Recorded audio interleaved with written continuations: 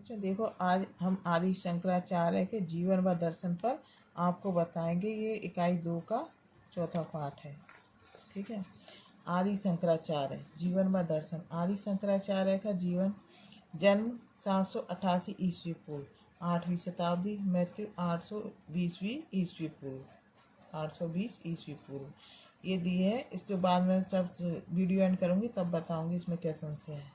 वैसे यही दी है। जन्म 788। पिता का नाम शिवकुरु भट्ट, माता का नाम आर्यांबा। जन्म दक्षिण भारत के केरल राज्य के कालड़ी ग्राम में हुआ। याद रखना, कालड़ी ग्राम। दर्शन दिया अद्वैत वेदांत के प्रणेता। अद्वैतवाद का इन्होंने सिद्धांत दिया। वेदांत के प्रणेता अद्वैतवाद का सिद्धांत दिया। गुरु आचार्य गोविंद भगवत पाद।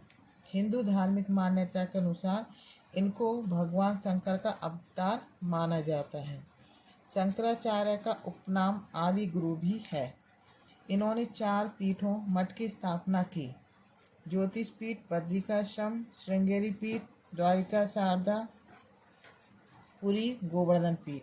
अद्वैतवाद, आत्मा और परमात्मा एक ही है या ब्रह्म और जीव। अद्वैतवाद बताइए, आत्मा और परमात्मा एक ही है, ठीक है ना, या ब्रह्म और जीव एक ही है। वैशाख शुक्ल पंचमी को इनका जन्म दिवस मनाया जाता है। वैशाख शुक्ल पंचमी को। हिंदू धर्म का पुनर्जागरण के साथ ही सनातन धर्म और वेदों को फिर से स्थापित और प्रतिष्ठित करने में महत्वपूर्ण योगदान दिया। शंकराचार्य प्राचीन अद्वैत मत के प्रवर्तक हैं। अद्वैत मत के प्रवर्तक। उन्होंने वैदिक दर्शन और अद्वैत मत शांकर दर्शन या शांकर मत कहलाया। उनका वैदिक दर्शन जो था, उन्होंने सगुण धारा की मूर्ति पूजा और निर्गुण धारा के ईश्वर दर्शन दोनों का महत्व माना। उन्होंने दोनों को ही माना, सगुण धारा को भी और निर्गुण धारा को भी।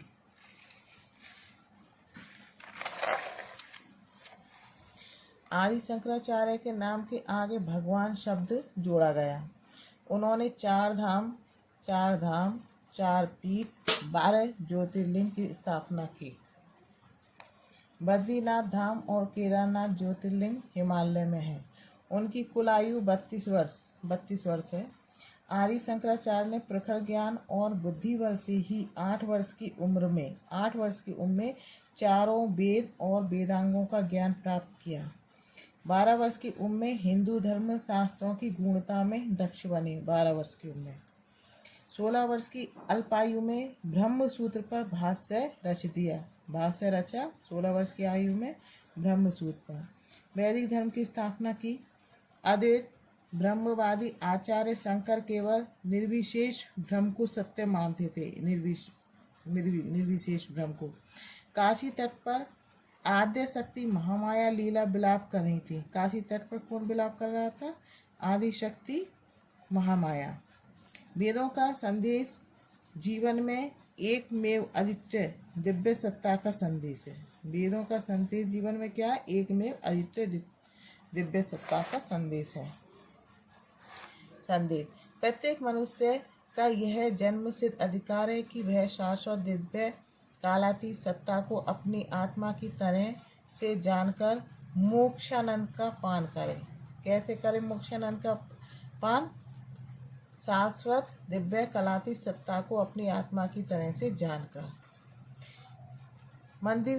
मंदिर वही पहुंचता है जो धन्यवाद देने जाता है। किसने कहा ये? शंकराचार्य जी ने।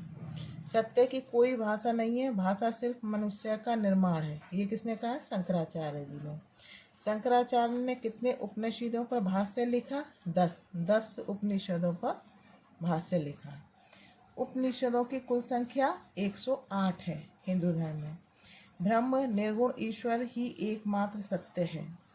आत्मा ब्रह्म का ही रूप है। आत्मा किसका रूप है? ब्रह्म का।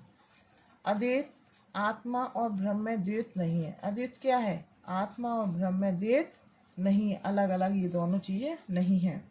शंकराचार्य ने गीता को अपने प्रस्थानत्रयी में स्थान दिया है। गीता को किस में दिया है? प्रस्थानत्रयी में स्थान दिया है। शिक्षा सार ब्रह्म सत्य है तथा जगत माया है। विचार मुंह से भरा हुआ संसार एक सपने की तरह है। किस तरह है? सपने की तरह है। यह तब तक सच लगता है जब तक आप अज्ञान की नींद में हैं। संसार कब तक सच लगता है? जब तक आप अज्ञान की नींद में हैं। आत्म संयम क्या है? आंखों को दुनिया की चीज़ों की ओर आकर्षित न होने देना ही आत्म संयम है, और भारी ताकतों को खुद से दूर रखना ही आत्म संयम है। जिस तरह एक प्रज्वलित दीपक को चमकने के लिए दूसरे दीपक की जरूरत नहीं होती है, उसी तरह आत्मा जो खुद ज्ञान स्वरूप है, उसे और किसी ज्ञान की आवश्यकता नहीं होती है अपने खुद के ज्ञान के लिए। ठीक है ना? आत्मा जो है वह तो स्वयं ही ज्ञानवान है, उसको किसी की आवश्यकता नहीं है। सबसे अच्छा और बड़ा तीर्थ आपका अपना मन है। आपका मन जो है वही सबसे बड़ा तीर्थ है। ये विचार है, ये शंकराचार्य जी ने ही कहा है। आजा यदि लिखे कि किसने कहा है, कि शंकराचार्य जी ने ही कही है सब। जब मन में सच जानने की जिज्ञासा उत्पन्न हो जाए तो दुनिया की चीज़ें अर्थहीन लगती हैं। किसने कहा है? शंकराचार्य जी ने। आत्मा एक राजा है जो शरीर, इंद्रियों, मन, बुद्धि से बिल्कुल अलग है। शंकराचार्य जी ने कहिए। अज्ञान के कारण आत्मा सीमित लगती है। काय के कारण? अज्ञान के कारण। शंकराचार्य जी कहिए। अज्ञान के अंधेरा हटने पर आत्मा का वास्तविक रूप का ज्ञान हो जाता है। अज्ञान का जब अंधेरा हटता है तो आत्मा का वास्तविक रूप जो ज्ञान का है वह हमें दिखाई देता है। आनंद तभी मिलता है जब आनंद की तलाश नहीं कर रही होते हैं। उत्तर में ये याद कर लेना, उत्तर में बद्रिकाश्रम में ज्योतिर्मठ। ज्योतिर्मठ कहाँ है? उत्तर में है, उत्तर दिशा में बद्रिकाश्रम में। शारदा मठ कहाँ है? पश्चिम में है, द्वारिका में। श्रृंगेरी मठ कहाँ है? दक्षिण में है। पूर्व में जगन्नाथपुरी है, और जगन्नाथपुरी में क्या है? गोवर्धन मठ। बहुत ज़्यादा इम्पोर्टेंट है ये क्वेश्चन। शंकराचार्य ने 12 ज्योतिर्लिंगों की स्थापना की है। कितने? 12। श्रृंगेरी मठ दक्षिण भारत में स्थित है। कहाँ है? दक्षिण भारत में। वैशेषिक दर्शन कणाद ने दिया। किसने दिया? कणाद ने। याद कर लेना, ये बहुत बहुत बहुत ज़्यादा इम्पोर्टेंट है।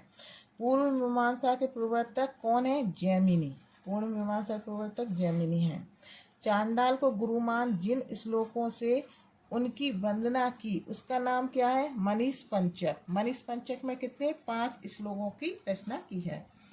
कृष्ण के विषय में माता को बताने के लिए शंकराचार्य ने किसकी रचना की थी? कृष्णाष्टक की। याद कर लेना, कृष्णाष्टक की रचना की थी कृष्ण के विषय में माता को बताने के लिए। शंकराचार्य ने अपनी माँ, मम्मी को बताने के लिए। ठीक है। शंकराचार्य ने माँ को अद्वैत दर्शन समझाने के लिए किसका अद्वैत दर्शन किससे समझाया था? अपनी माँ को तत्वबोध नामक ग्रंथ की रचना की थी, उससे समझाया था। वेरी वेरी इंपॉर्टेंट है, याद कर लेना। शंकराचार्य के नर्मदा की प्रार्थना के स्त्रोत किस नाम से प्रसिद्ध हैं? तो कनकधारा के। शंकराचार्य के नर्मदा की प्रार्थना, शंकराचार्य ने जो नर्मदा की प्रार्थना करी थी वो स्तोत्र किस नाम से प्रसिद्ध है? कनकधारा के नाम से।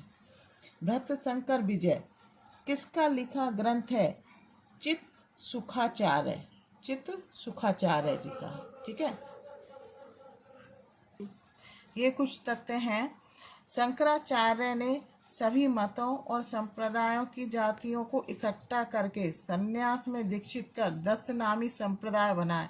10 नामी संप्रदाय में क्या है कि सभी मतों और संप्रदाय की जातियों को इकट्ठा करके संन्यास में दीक्षित कर 10 नामी संप्रदाय बनाया। 10 नामों से। 10 नामी संप्रदाय के साधु क्या पहनते हैं? गेरुआ वस्त्र पहनते हैं। शंकराचार्य ने 4 प्रमुख शिष्य हैं। शंकराचार्य के 4 प्रमुख शिष्य हैं। पद्मपाद, सनंदन, हस्तामलक, नंबर 3 मंडल मिश्र, नंबर 4 तोटक, इसको तोटकाचार्य भी कहते हैं। इनके गुरु हैं श्री गोविंद भगवत पादाचार्य ने शंकराचार्य को गुरु दीक्षा दी। गुरु दीक्षा किन्होंने दी? श्री गोविंद भगवत पादाचार्य ने दी। ठीक है ना। वैसे शंकराचार्य के 2 गुरु कहे जाते हैं, मेन गुरु तो यही है, गोविंद भगवत पादाचार्य।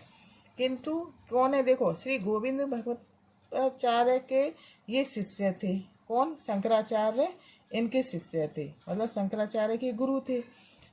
लेकिन वे गौण पादाचार्य के प्रशिष्य थे।